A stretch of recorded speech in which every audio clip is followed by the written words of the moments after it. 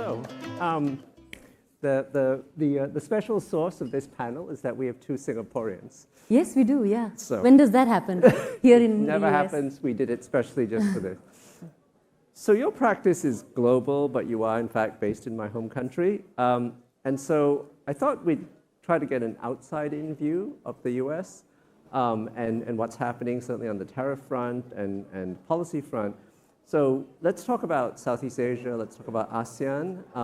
You know, big trading group, mid-income countries. What are you advising those companies who are sort of in the middle of all of this? They're not China, they're not India, they're not one of the big players. They're sort of adrift in the waves, if you like. Right, right. No, so that outside-in view doesn't get discussed often enough, but the reality is that any country that responds to the US tariffs at this time has two constituents, right? One, you have to respond to the US and you have to do that negotiation, but you also have to keep an eye on your own public, your own citizens, and how they are going to respond to how you react. You cannot come across as weak, but you also cannot come across as allowing business to suffer. And so I think that's the tussle that's happening.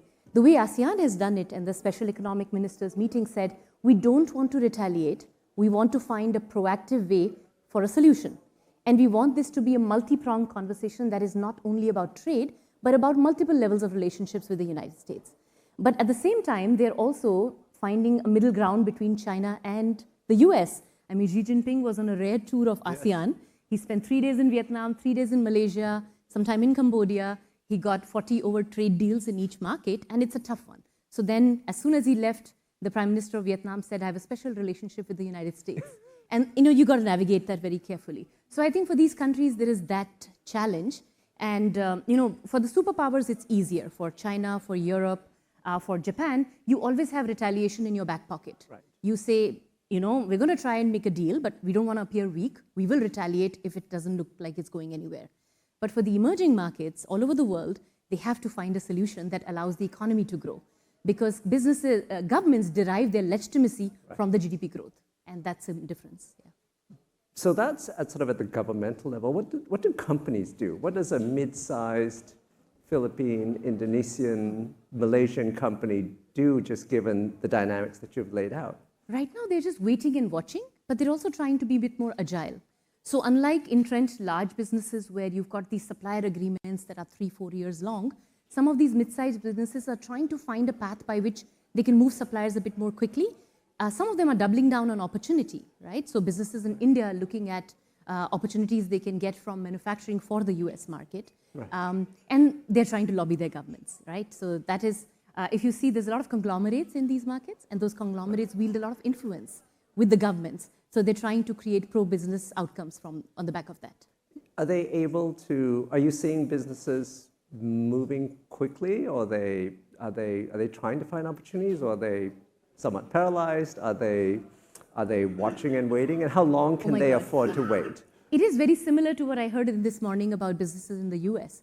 There is a pause button that everyone's hit, right, saying, I actually don't know what to plan for. Right. Planning for a 10% tariff during the pause versus planning for a 25% is very different. Right. If you're a food manufacturer, that's your entire margin times 3, right? If you're a garment manufacturer, that's your margin times 2.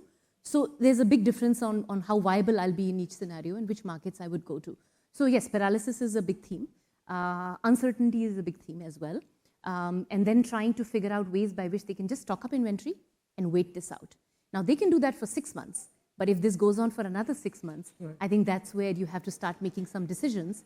And I worry about that more. So the Southeast Asian countries, as you say, really don't have anything in their arsenal, and they are being squeezed on both sides. Take a country like India. What does its response look like, and what do those companies do? Yeah. So I think that is where we need a lot more thinking of that poker game. I heard the poker game reference this morning a few times. What are the cards that India has, and how can India play this, right? It's a multi-pronged deal. You can buy more defense equipment from the US, right? You can reduce tariffs on Harleys. I think that's an easy one, right? Go ahead and do it. Indians will be happy about that. But then it comes to two things that can be trickier. One is allowing US agricultural imports into the country with lower tariffs. Now, in India, a huge chunk of the population is in farming. It is not extremely industrialized compared to the US and China. And so are you going to open up the farming sector and expose those farmers to global competition? That's a tough one. And that is connected to the voting bloc. Exactly. And how farmers vote. It's a big voting lobby for Prime Minister Modi. So that's where it gets harder. So there's a few things you can do relatively easier, and then there's a few things that get a bit harder for us. When you go to China, I mean, honestly, I'm surprised that anyone is surprised that China retaliated.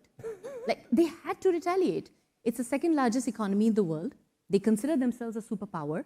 They cannot appear weak. And if you remember, in the post-COVID period, China had this phase of what they called wolf warrior diplomacy, right? Where Chinese diplomats were speaking tough words in the global scene. How can you be seen as weak in a negotiation with the United States? So they had to retaliate. So for some countries, the position is clearer. For some countries, there are things you can do pretty easily, and then things that are harder to do. Back to ASEAN, you can easily reduce tariffs. You can allow US investments into your country. You can do all of those things. But if you have to decouple with China, that's a harder one. Vietnam, Thailand, and these countries need time and capability building to fully decouple from China imports. So those become harder parts of this negotiation. So you got to see it from two sides. So what does a non-agricultural Indian company do if they are sort of sitting and looking and thinking about what the government might be able to trade off? Yeah. One thing I know about Indian businesses is that they're very entrepreneurial and very agile, right? So Indian manufacturers are looking to find opportunities here that allow the cost position to be viable overseas. Even at a 25% tariff, there's a path for Indian companies to be cost viable versus global players. They're also seeking to bring investments in, to say through a partnership. I mean, it was quite interesting that Shein is entering India after a big gap with the Ambanis. And that was quite interesting as well. So India's playing this very pragmatically, I'd say, trying to get closer to how Chinese businesses work with Indian businesses, while at the same time working with the United States to find solutions. And Indian businesses, I would think, are very agile in trying to navigate. And obviously, apart from just looking at diversifying your supply chain, you're also looking at diversifying your markets. If you're heavily dependent on the US, maybe that's not such a good thing in the long run. Yes. I think in that, despite the uncertainty, and this is something we say to our clients all the time, is there are some no-regret moves despite the fact that you don't know where the dust is going to settle. First, don't change over-dependence on one country and replace it with over-dependence on another country. Have diverse supply chains and have a spread in where you source from. That's a no-regrets move. Two, you need more buffers in your supply chain. But just in time, assuming supply chains will work seamlessly, it's not going to work. So yes, I think we talked a bit about pudgy companies this morning. It was fun. It was a good description to say you need to start buffering your supply chains and having inventories across the board. And third, and this is interesting, in India in the 70s, when I grew up, we used to say this term called license Raj. Yes. License Raj has now come to the world, right?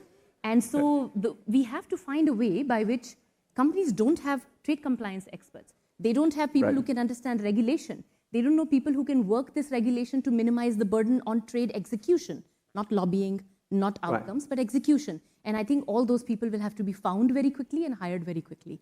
And so it's a growing field. So let me just switch over to that for a second. You're a product of Harvard University. I'm a product of Columbia University. Both of us have gone through the American higher education system, and which has essentially produced a huge amount of talent around the world. And obviously, both our alma maters are in the news today, shall we say. What happens if this continues and in a sense the US loses some of this intellectual capability? And what happens to the talent flow, and where do we go from this? Yeah, it's interesting. I mean, part of this is personal, but let me try to address, because I'm from Harvard Business School. I'm a global citizen. I took that graduate degree, and then I travel the world, and I'm in a global role, right? So part of this is personal. But let me zoom out and think of the talent question that you asked. I think at the end of the day, there are very few countries in the world who can have their choice of the best talent from the world, right? Singapore tries to do that very deliberately, right? To say, across Asia, let me try to find the best talent, attract them into Singapore, and have a path to citizenship for a subset of them.